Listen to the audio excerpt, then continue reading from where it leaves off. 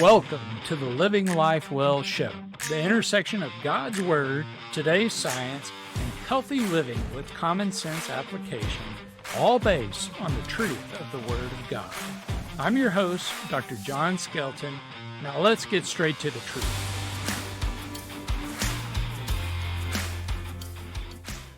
All right, welcome back to episode 12, part 2 of the Living Life Well Show. Today we're going to be discussing implementation of fasting.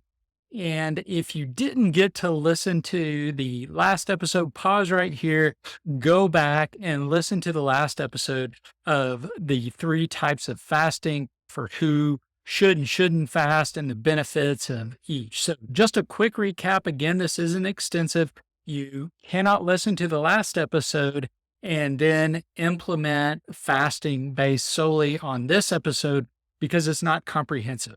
So the 3 types of fasting, 1 is biblical fasting, 2 is intermittent fasting or food fasting, and 3 is dopamine fasting. For more details on what each of those constitute, go back and, like I said, listen to that last episode. Again, just a quick high-level overview of who shouldn't fast. Anybody that's on any kind of chronic treatment for a medical condition. Primarily what we think of here is any type of cardiac issue, be it high blood pressure, be it arrhythmia, anything like that, you would want to be under the supervision of a physician.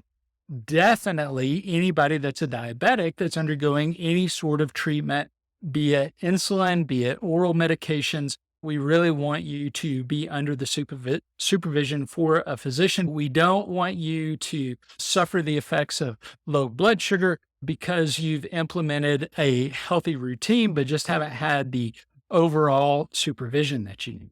Then, of course, any woman that's pregnant doesn't need to be fasting. Any woman that's nursing doesn't need to be fasting. Children don't need to fast, with the exception of very rare instances. And again, that would need to be under the supervision of a physician.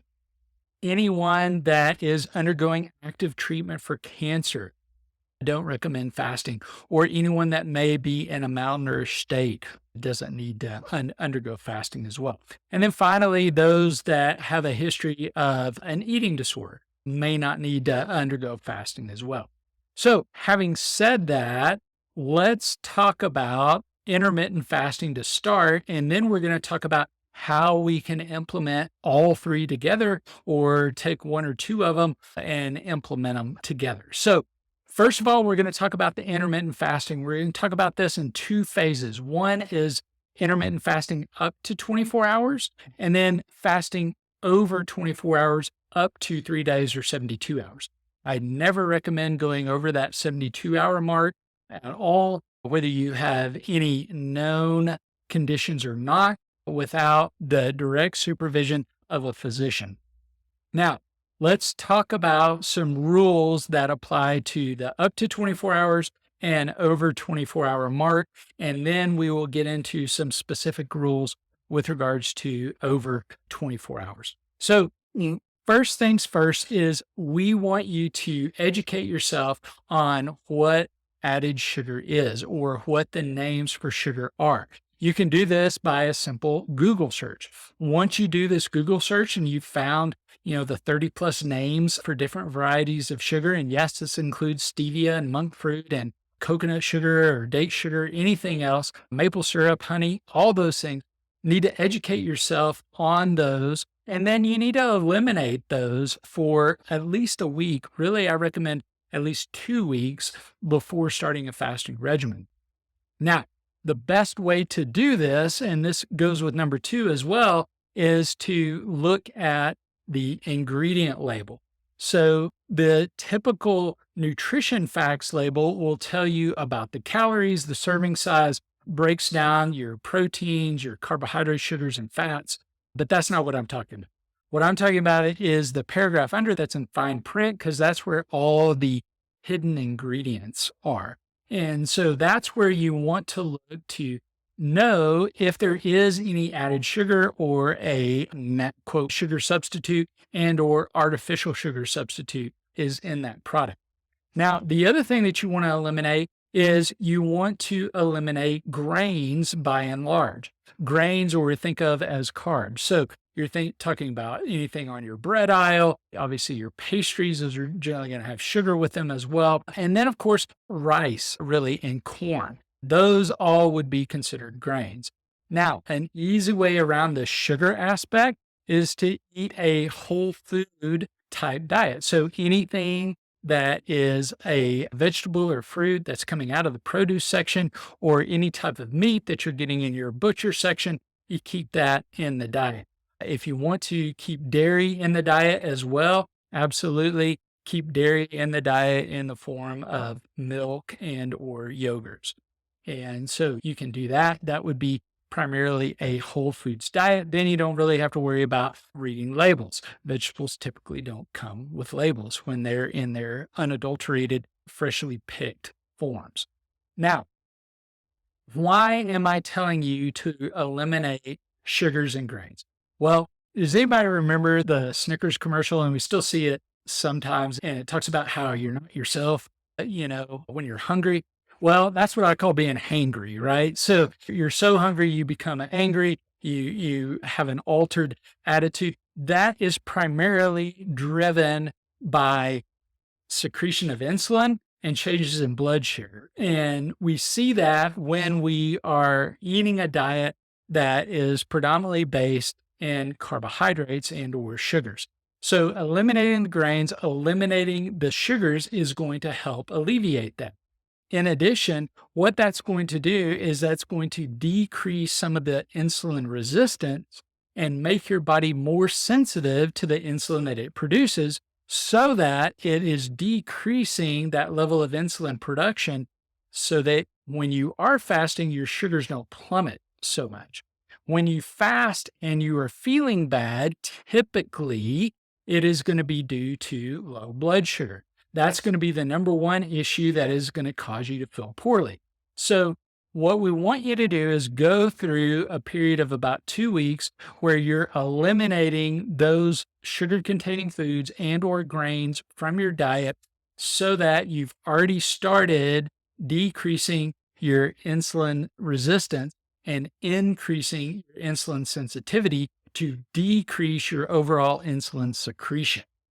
Now, one of the ways that I like people to start is I like you to start low, go slow. So start with a 12-hour fast. So, if you finish dinner at about 7 p.m., you're not eating or drinking anything that has any kind of calories or artificial sweeteners in it before 7 a.m. the next morning. We want you to cut all your foods out and all your calories, however you're consuming them, at least 3 hours before bed. If you're able to follow this plan, this 12-3 plan, you are going to see better sleep. You will see some decreased insulin resistance because of that, and you will see some gut healing. Now, for those of you that want to press on and go towards a 16-hour fast, that again, you're going to move too slowly. You're going to start with a 12-hour fast, get used to that. I recommend everybody do, on average, a 12-hour fast virtually every single day. So you're going to eliminate those evening time snacks or drinks other than water or unsweetened decaf tea or unsweetened coffee that is decaf as well. We don't want the caffeine waking us up at night, disrupting our sleep cycle, increasing cortisol, affecting our blood sugars again. So we really want to stick to just water in the evenings as much as possible. So after we've done that, we've started low, we've gone slow. We want to add something in that is going to help us when we do get hungry, because we are going to get hungry the closer that we're moving towards that 16 hours to then moving next to that 20 to 24-hour mark. We are going to have some hunger pangs. And so one of the ways to help us stay in that fasted state is to achieve a satiated state. So I've found that using apple cider vinegar is a great way to do that. Take a full tablespoon or 15 milliliters, add that to 8 ounces of warm water and drink that. So if you are one that is noticing that you're having this waking up in the middle of the night hungry, then what I suggest that you do is do this 2 hours before bedtime. If you are pushing your fast, you're going towards that 16-hour mark, that 18, 20, 24-hour mark, do this in the morning and start your day out that way. You can also repeat it as you need to throughout the day. And that will also help to clear out the liver a bit as well. And so you're getting some satiating properties with it. You're also getting a little bit of a liver cleanse property with it. So it's a great way to help to maintain that fasted state. Now, the other thing that you want to do with fasting is once you're implementing this over 12 hours and doing this and incorporating it into your routine very regularly, is you want to vary it. Vary how often you're fasting and how long you're fasting. So maybe you are going to fast 16 hours most days, and then other days you are going to eat normally. So there are 5-2 plans, 2-5 plans. Really depends on what you want to do. But the big key is you want to vary how long and how often you are fasting. What this does is this helps your body to stay out of a restrictive state and you continue to get all the benefits of fasting. So we want you to do that and vary that quite often and even vary your diet. Like we talked about, we want you to have periods of celebration and feasting where you may go outside the script a little bit, outside of avoiding all the sugars and avoiding all grains. But we want you to vary that so that you can get the most benefit out of fasting. And then you want to avoid excessive caffeine intake and you want to take in lots of water. So avoid all kind of energy drinks and caffeine will act as a diuretic as you are in a fasted state that is already essentially producing some natural diuresis. And so we want you to avoid doing that so that you don't get yourself dehydrated. Um, and then finally, you always want to break your fast if you're having any adverse symptoms outside of hunger. If you're feeling weak, dizzy, you're feeling extreme tiredness, if you're having palpitations or headaches or nausea, anything like that, you want to break your fast. Now, how do we break the fast? We don't go straight to a buffet, okay? You want to break your fast very slowly. So you want to break your fast with good quality proteins and fruits and vegetables. Nuts are a good way to start. You've got a little bit of carbs in there. You've got some fats in there. So a handful of nuts is a good way to start.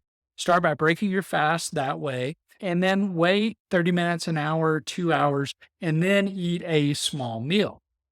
Vegetables are a good way to break the fast as well. That's going to give you a little bit of carbs, and or fruits are a good way to break the fast as well. That's what we want to do when we are getting into fasting and fasting up to 24 hours. Now, when we are going over 24 hours, there are a few special rules that we want to apply for that.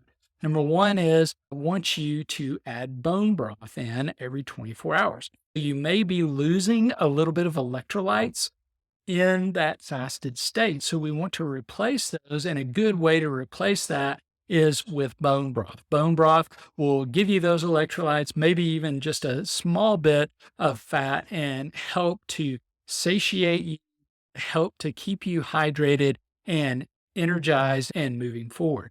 Then I also recommend that you're on a good multivitamin that has vitamin C, vitamin D, and your B vitamins as well, because as we're not taking in food and we're going on for extended period of times, we don't want those vitamin reserves to get depleted. All right. And then working out. When you are working out in a fasted state, that's great. Continue to work out. Don't necessarily change your regimen. I wouldn't increase the intensity necessarily, but the biggest issue when you're working out in a fasted state is listen to your body.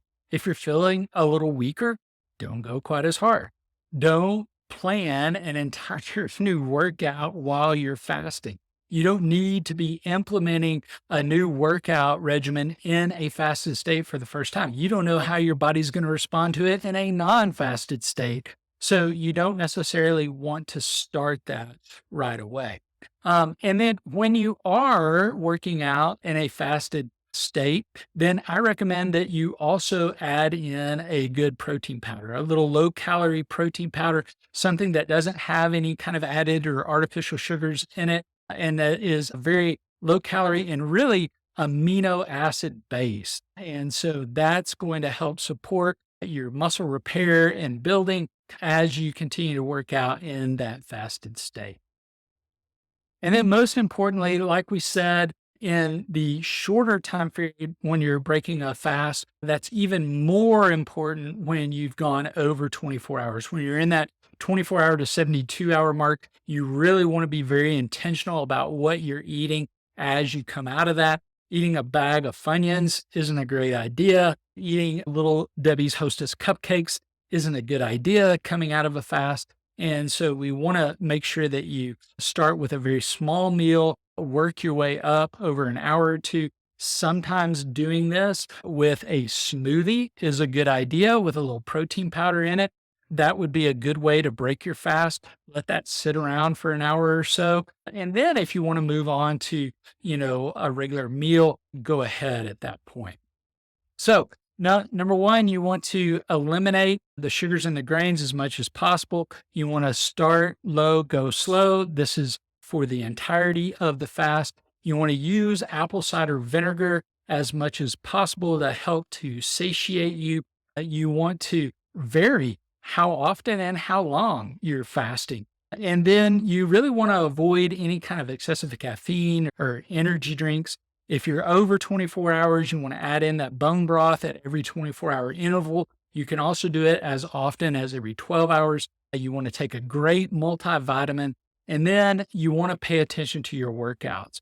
And so if you're over 24 hours, then I do recommend adding in a very low calorie, primarily amino-based protein shake, either pre-workout or post-workout, and or potentially both. And then break the fast in a smart, controlled way. Now, how to get the most out of your fasting. So I have a lot of clients that come to me that say, I have tried different diets, different workouts, and I am just never able to lose weight. I don't really recommend you start with fasting. I recommend you start with testing. I recommend that we really see what's going on with those thyroid and hormones prior to really starting in. If you know that you already have an issue with your thyroid and you're on thyroid replacement, and or you have issues with hormones, you're on hormone replacement of some sort, I recommend that we really test and make sure that is optimized prior to going into fast. At the Live Life Well Show, we want you to truly live life well. To that end, we have a special limited time offer exclusively for our podcast listeners. We are offering our 90 Days to Begin Living Life Well course and membership to you for just $75 a month. The 90 Days to Begin Living Life Well course takes you through weekly email and video instructions, as well as weekly assessments in all three areas of health: body, mind, and spirit. We also provide Konia, our community of like-minded people all on their own journey to living life well.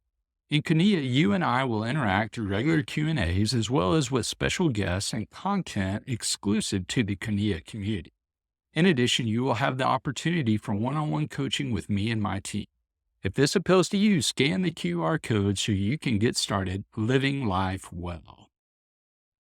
Now, what is the best schedule for fasting? It appears currently that the best schedule is to eat up till around 2 or 3 in the afternoon and start the fast at that point. And that allows the gut to heal. It allows you to have energy for the day when you start your day. Now, downsides of that, most of us are at work and those things during the day. And so we don't necessarily get to see or eat with our family until the evening times. And so, you can vary when you start your fast. And so if you want to eat up until dinner time and skip breakfast and do that, you can do that. What I recommend is that you really listen to your body though. If you realize that, hey, if I don't eat breakfast, I am just sluggish throughout the day, then make sure you're eating breakfast and start your fast, in the afternoon. If, breakfast isn't a big deal to you and eating that dinner time meal is much more important, then absolutely, let's do that.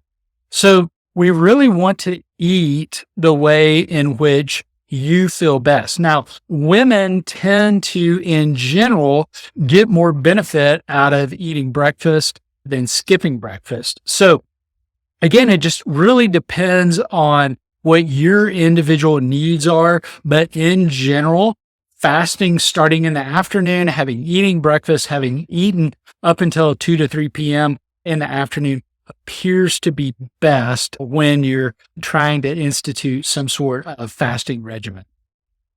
So in keeping with the theme of incorporating our other two methods of fasting, I really want you to focus on community and people. So if you're doing fasting that is less than 24 hours or 16 hours or less, really, I encourage you to do it in such a way so that you're not eliminating interaction with family or your community, people that are close to you, that are really uplifting you, because that is important for your overall health as well, not just eliminating food. So let's talk about incorporating biblical fasting into our intermittent fasting.